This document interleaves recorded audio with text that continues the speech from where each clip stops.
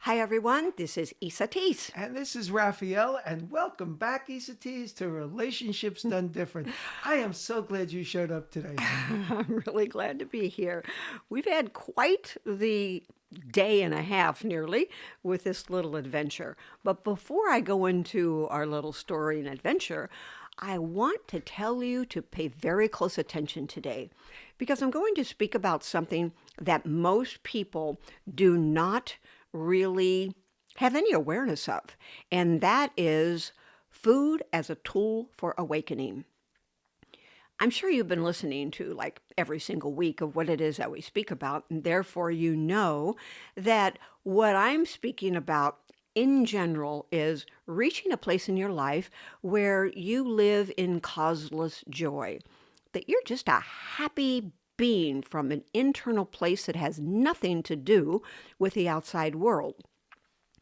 Until we're in that place, our mind likes to think that it's something over there, if you will, whether it be a person or money or food, that's causing us to not be in causeless joy. Causeless joy, remember, means that it just emerges from nowhere with no reason.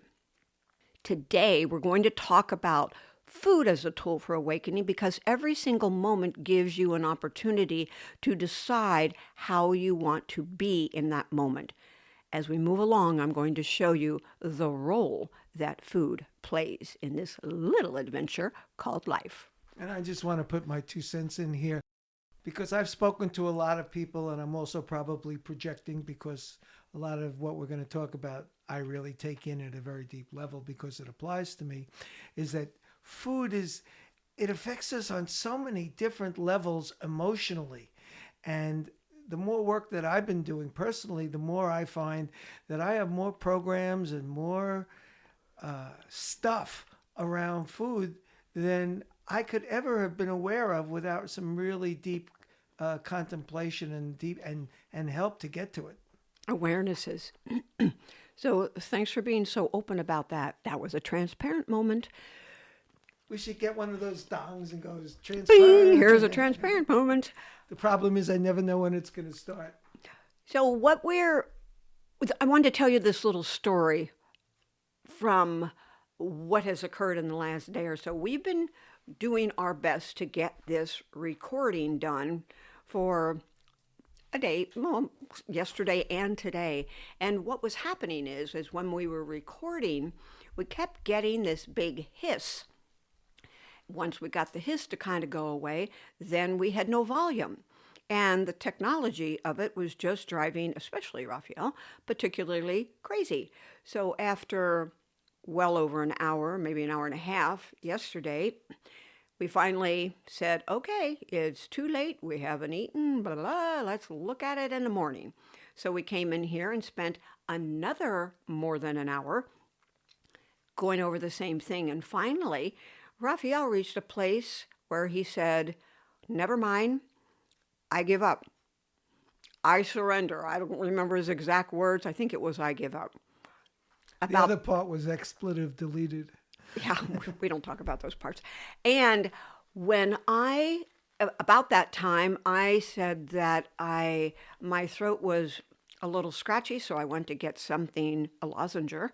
And when I came back, he said, oh my God, this is working perfectly.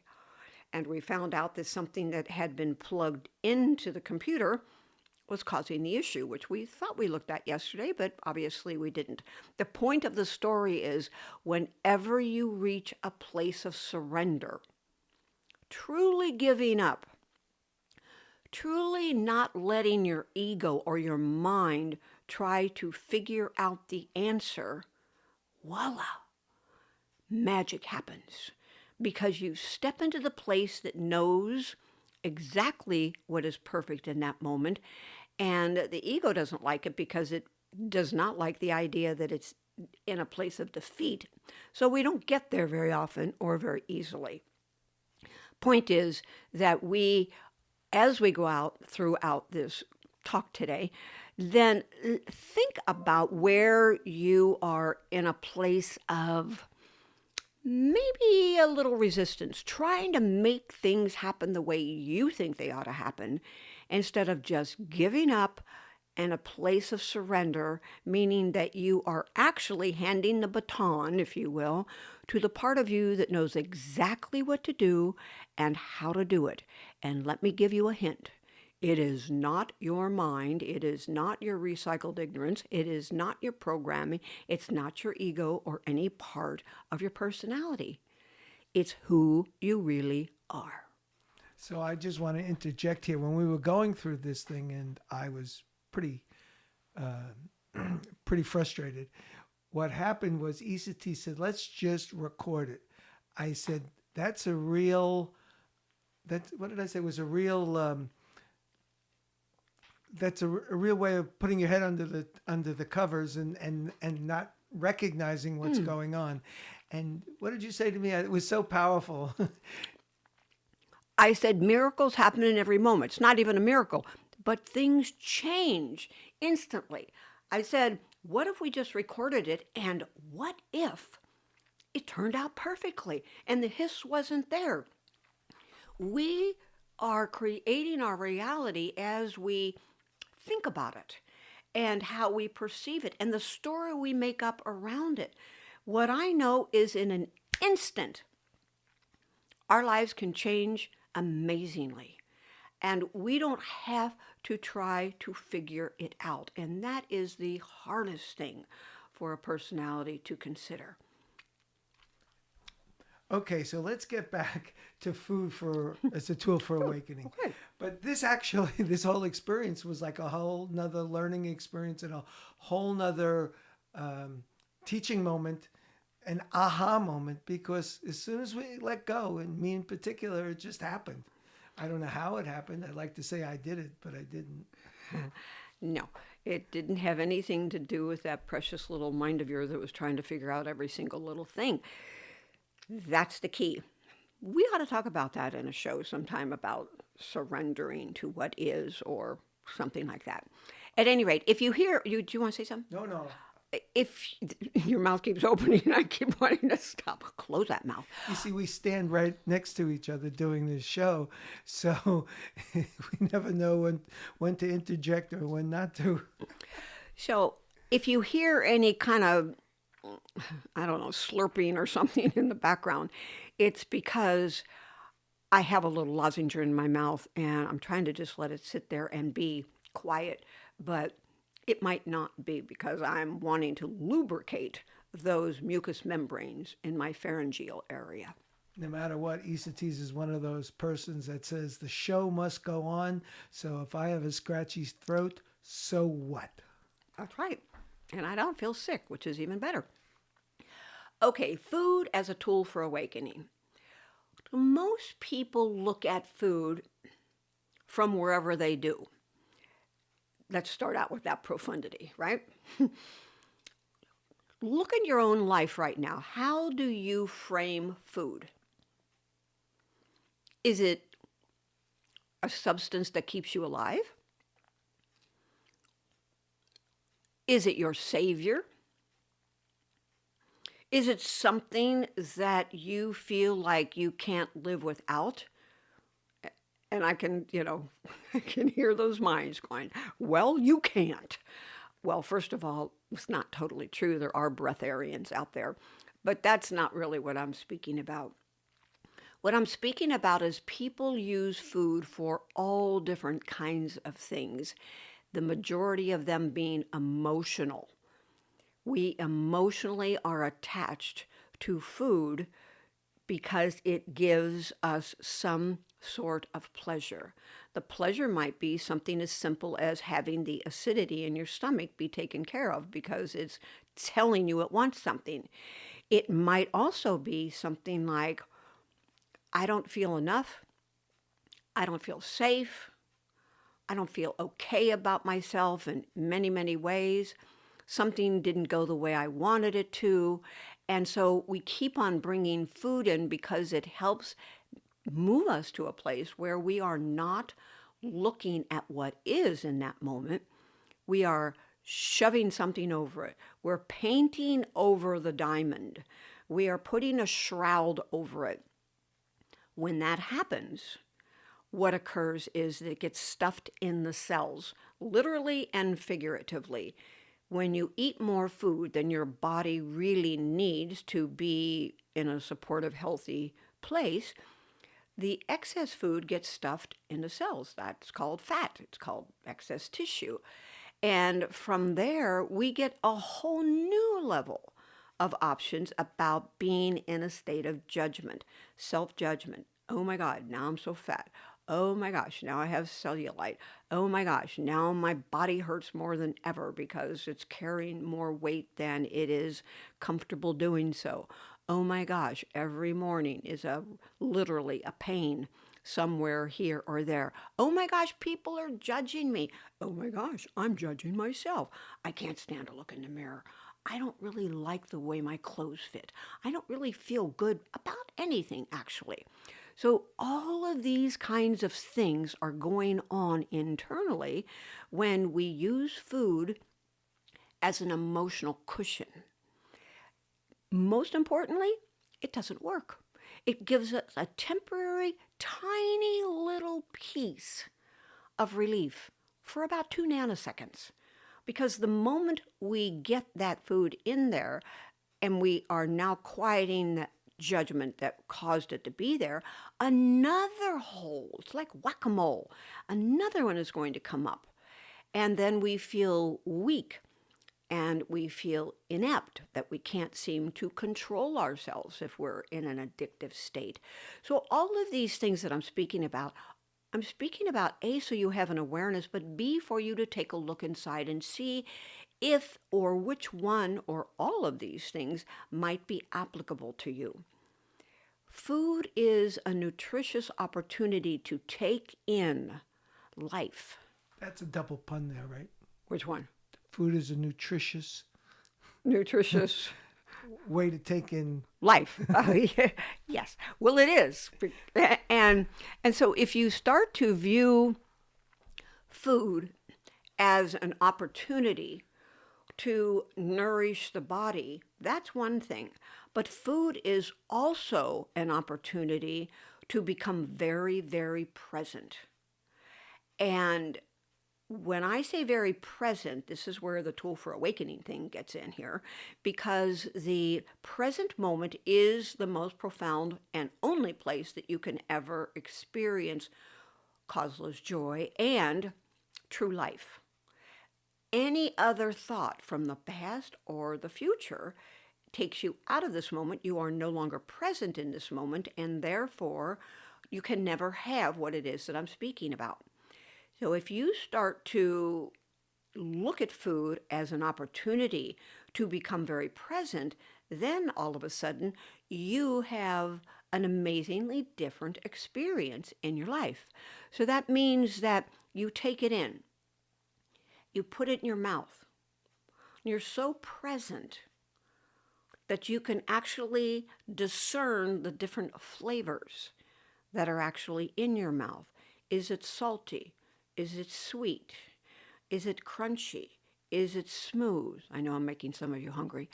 Is it whatever it may be, but being present in that moment with that food and then searching for the life source that it is bringing you is an amazing experience.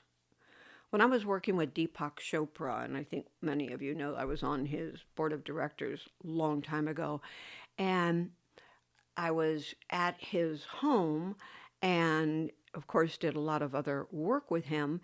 And in doing so, one of the exercises that we did was to sit in silence and taste, feel, experience, align with, and become one with our food. When that occurs, your whole experience of food will be different. It won't be something that you shove down your throat in hopes of feeling better. It will become a connection to life. And when you feel it as a connection to life, you will feel the life force of it. And that's because you're in the present moment with it. And the more you are in the present moment, the more entrained you become, the more familiar you become to feeling a state of bliss, if you will, connection that you can't feel at any other moment. And the more you do that and the more you feel that, suddenly there comes a moment when you are no longer feeling comfortable when you're out of that space. So you're in that space, you're in that space, you're in that space. Something happens and you just lose it. It feels foreign. It feels so unright that you will immediately come back to a place of being in the present moment, which will allow you to entrain that even more deeply. And from there, it truly becomes you. I have, I'll tell you what, let's take a quick break right now and then we'll come back. And I want to just share what happened for me when you started speaking. It was very powerful. And I just want to share that. And it's right in line with what you're speaking about. So we'll take a break and we'll be right back. Okay, we're back. And I just wanted to share when you first said, when you first started talking about uh, how food makes us feel and why we're eating it. I got, and you asked us to close our eyes, and I did that as we were sitting here doing the recording, and I said, and this big aha went off, and I got, food just makes me happy. It makes me feel so good that I don't have to worry about anything else. And that was an understanding at a different or a deeper level than I previously had. And then when you were speaking about that it's really only temporary, that feeling is only temporary, it's not the solution, the macro solution or the long-term solution that we desire to really create what you're calling causeless joy. So I really recommend people do that, just that simple thing. Why, why do you eat? What about it makes you happy? What is food eating? What does food and eating give to you? They're very powerful. And that's a really, really good exercise.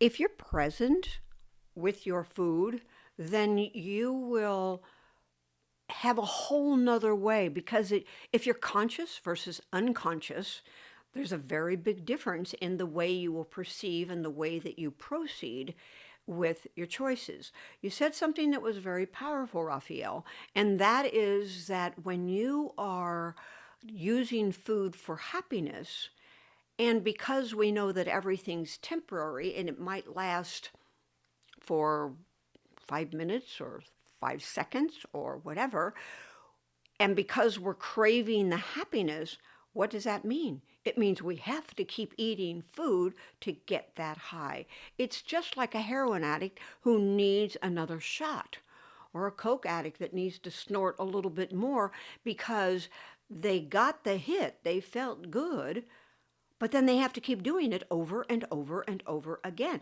It doesn't matter. Any addiction comes from this place. So what's happening is we're looking for, the same, we're looking for love in all the wrong places. We're looking for relief. We're looking for happiness. Whatever it is you're looking for, safety, for example, you're looking for it in all the wrong places. And that in your intellectual mind, if nowhere else, would and does tell you that this is like closing the barn door after the horse has already out. It doesn't work. It will not give you what it is you really want. And what you want is whatever that word is. For you, it was, I want to be happy. For someone else, it might be, I want to feel safe. For someone else, it might be, I want to be in control because I can decide when I eat, what I eat, where I want, blah, blah, blah, blah, wherever we go with it. That's an important key. So really, no matter what the cause is or what the impetus for out of control or unconscious eating is, it's really always about the emotions, the various emotions that we have, and all the programs that we have that are kind of just gurgling in the background.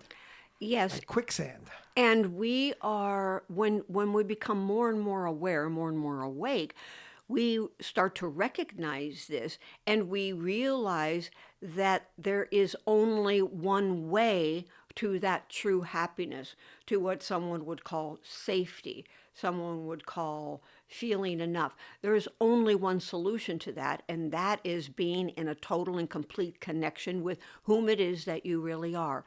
This world that we live in and the facade, the pretend self that we live through is meant to have us experience all these things. There is nothing wrong with any of the things that you have going on with food, safety, whatever it is. It doesn't matter. What's important is to become aware of that so you can then make choices from a different perspective. And in my experience, most people that have that awareness then are consciously choosing things that, once they really get it, are going to give them the core, everlasting, causeless joy. That's the only word I can really come up with, is when you are just, there's just something that overtakes your body and you smile about things that have nothing to do with anything. I I am gifted and grateful that I have been experiencing this so much lately. I mean, I was in the bathroom putting on makeup or doing whatever I was doing, and this whole thing fell on the floor and made a mess, and I just burst out laughing. I thought, that is like so comical. It just made me happy. There was nothing like, oh crap, now I'm going to be late, I have to do this, now I got a big mess, the dogs are going to want to lick it off the floor, whatever it may be. Instead, it was just a funny thing to me. Everything becomes more playful, more joyful, more alive, and and truly, it becomes a place where you see everything from the eyes of causeless joy, rather than a place of, oh crap, now what am I going to do? To try to make whatever I have going on in my head go away, change, be covered up, whatever. Okay, so how about giving some tools? What would you suggest people do to become more aware and to get to this place? Is it an understanding, like I was just saying about the emotional pieces or the programs underneath it, or is it more just staying in the moment by doing, conscious eating or doing certain things that'll just keep us right here present rather than drifting away? That's a really good question. And the first tool I would give you is to listen to every single one of these podcasts, and I mean more than once. Not because we don't make money off the podcast. It's because of two things.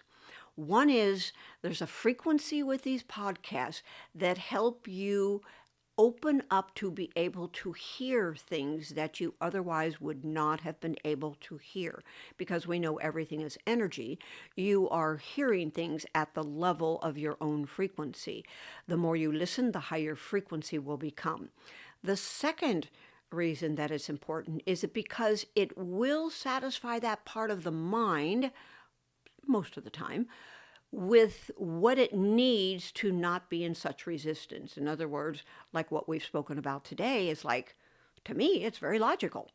Now, I may be different than someone else. It might not seem logical, but you got it at a whole new level, Raphael, and hopefully the people that are listening will. So these podcasts are really critical and very important. If you find that it's still not resonating for you, then literally send me an email and talk to me about coaching, because I can really pinpoint for you exactly where the breakdown point is for you and what it is that can be done differently in your life, not just around food, but in every area of your life. You'll learn that weight isn't the issue, nor is the child or the money or any other part of your life. It's the relationship with who you really are that is the most important. Another thing is fly out here and come to a retreat. Now, I know I sound like I'm just pushing this stuff here. It's because I am. Because I'm having miracles in front of my eyes occur with people that are doing this work, and I'm seeing amazing awakenings occur. So that's all of that because it is all about the energy, but on a level that is perhaps a different level from some people's viewpoints is what you can do in each moment is to be in each moment. What that means is that you're totally present. You're present with your fingers and your toes. You are in your body. You're aware of where your tongue is, how much saliva is in your mouth, how your knees or your legs and all of that are feeling. If you are in a place where you are just like, blah, losing it, then get in your body. Get in your body. Close your eyes for a moment. Go to the breath. Breathe in through your nose very, very slowly. Watch the breath. When you get up to the top of your head or between your eyes, your third eye, hold the energy there for a long count of 5, and then exhale through your mouth very, very slowly as well. And as you exhale, put your focus in your body and see what your body's telling you. Are you tense somewhere? Likelihood is you are. Is there something going on, a repetitive thoughts, just taking you over seemingly? Notice that, observe it, bring your thought process back to your body or into the breath. And if you sit and do that in that moment, everything will change. In addition to that, if you do this on a regular basis, 4 or 5 times a day, oh my gosh, everything in your world is going to change because you will start to be familiar with being grounded.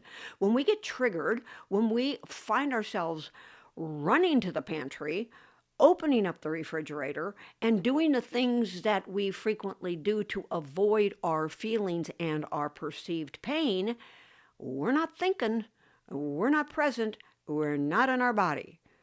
And that's a really key piece. Have to be present in your body. So every moment you stay present. When you do decide to sit down and eat a meal, take a breath. Don't just shove it in your mouth. Chew it 20 or 30 times until it's liquid in your mouth. Put your fork or your spoon down in between bites. Be present.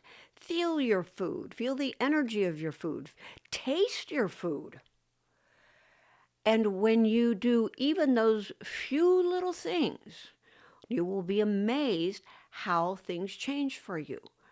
And before you open the refrigerator or you go into the pantry or you go to your hidden stash, wherever you have it hidden, and this could be alcohol, drugs, or food, because they all are in the same category, just before you touch it or reach for it, just stop for a moment and do the cycle of 5 breathing. Breathe in through your nose, hold it for 5, exhale through your mouth to 5, and do that 5 times. That cycle of 5 breathing is going to help you get a little more present, and then you can ask yourself, what need am I trying to meet right now? What need am I trying to meet right now? Because you are on an unconscious level trying to meet some need. Your mind might say, oh, well, I'm meeting the need of hunger. I'm hungry and I need to eat right now. And that may be true. And it probably isn't, especially if you're eating like in between meals, if you will.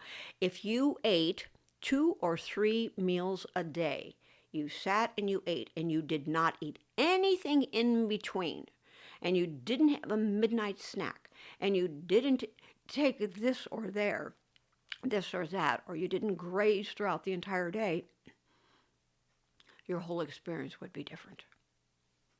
So I find this fascinating. And I was just thinking about how, and we talked about this on the last show, how our experience with eating relates to which we call our relationship with food, is like any other relationships. We talk about relationships, let's say romantic relationships or relationships with family or a partner. They're a tool for awakening because it brings up all of it's a mirror for what it is that we're actually thinking and feeling. And when we have the catalyst to create the upheaval, the upset, i.e., in a relationship, or we're upset with regard to food before we start to eat, there's always a catalyst.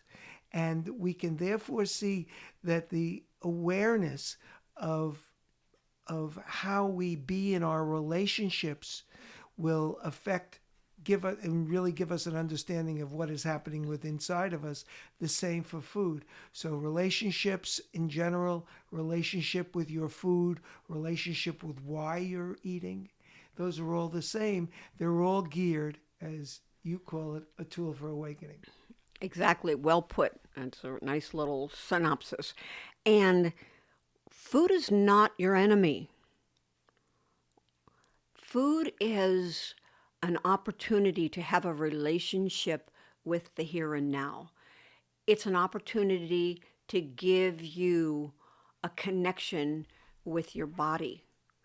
It's an opportunity to become aware of the miracle of food and what it can do for you. And needless to say, eating food that has life in it is a whole lot different than eating food that is dead. And that means food that is processed, is packaged, all of those things that have ingredient lists that are over 3 lines, all of those things are not going to hold the same life force as food that is more alive. Am I advocating being a raw food person? No, that's not what I'm saying. Everybody's body needs whatever it specifically needs. Don't try to fit into a box of what other people tell you that you should or shouldn't do. Rather, be aware of the energy of how certain things are going to make you feel. And when you really move into the underlying relationship that you have with food, you have a choice. You have the opportunity to change your relationship to one of unconsciousness to one of consciousness. I love what you just said a second ago. I love this quote. I wrote it down, and I'm actually going to post it at the very top of this podcast. Food is an opportunity to be connected with the here and now. Wow, that is just so powerful. Yeah, very cool. So if you have questions about this or you want to connect with me at a higher level, on any level, then email me at esateys@esateys.com. And remember that you are not in this alone. And what you have going on is not, don't want to take away your specialness, but it's not really rare. It's not unique. Most people don't know that they're part of a much bigger crowd. They don't know it because they hide it, they feel guilty about it, which is another whole level of emotional trauma, if you will, that for many food supplies a temporary answer for. It doesn't work. Band-aids do not make the cut go away. They only protect it from the outside bacteria, if you will. When you use food as a Band-Aid, the underlying issue is still there. And it hurts even more when you pull off the Band-Aid. That's a true statement. Okay, we have, let's go on to, we have a, it's actually today is not really a question, but it is, let's see, it's from Georgia. And she is, let's see, where she's from. She's from Oklahoma, believe it or not. And she wrote this, your show on your body, I was listening to your show on the body and it really made a huge difference in my life. That's very cool. I have really been focusing on what you say. I've lost a couple of pounds and I feel so much less conscious in public. I see my Self-conscious? I feel myself less self-conscious in public. I see my body totally differently, and I am loving it. I am just loving it. Is there anything else I should be focusing on?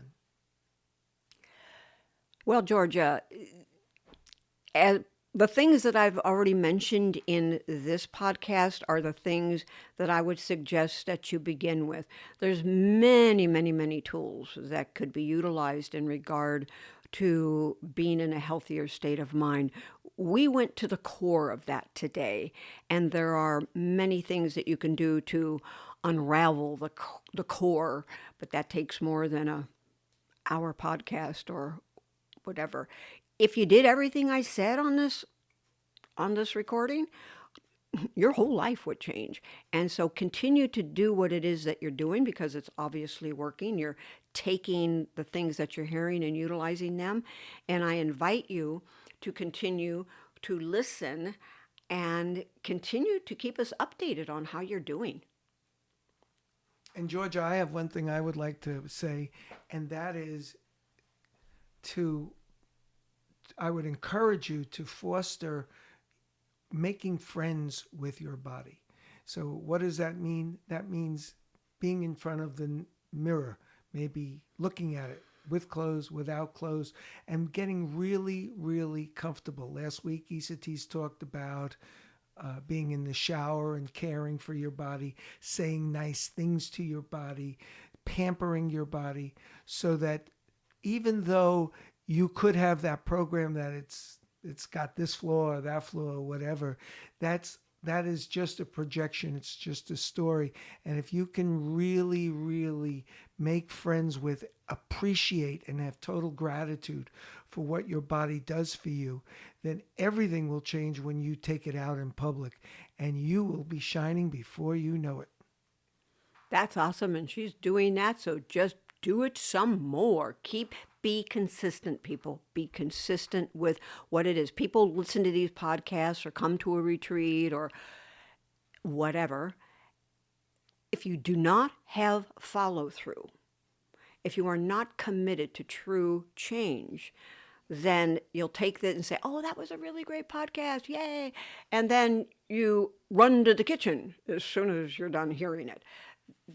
Think about being present and be that. So how about I give a little question here today that people can think about? Because I was at the beginning, I was thinking, oh, this isn't the question I'm going to use, but I actually feel that this is the perfect question. So have your pen and paper handy, or rewind this and listen to it, write it down, and ask yourself this question between now and next week and just see what occurs for you. In fact, that's what I recommend that you do with all these questions that I leave you with each week. Use that question many times throughout the day, every day, until you hear the next one. So now, what would it take for me to use food as the gift that it is? What would it take for me to use food as the gift that it is? Food is a gift for awakening and for life. Have respect, love, and a full-on connection with it so it can support you in your journey, in your experience of living in causeless joy. Cool. Well, we're about done for today. We will see you next week. Please listen to this show as many times as you can and give us your feedback. We love to hear from you. We want your questions, and we're appreciating all the people who have been writing into us. And share. Put it on Facebook. Put it on wherever it is that you go, social media, Instagram, whatever. You will change someone's life when you share the experience of something that has touched yours. It's always important to remember when we think that we don't have the ability to do that, but as you change, the world change. Remember, I am you, you are me, and we are one. Until next week, feel a hug, know that you're loved, and make this the most awesome week of your life so far, the most conscious week of your life so far. So be it. We'll see you next week. Take care.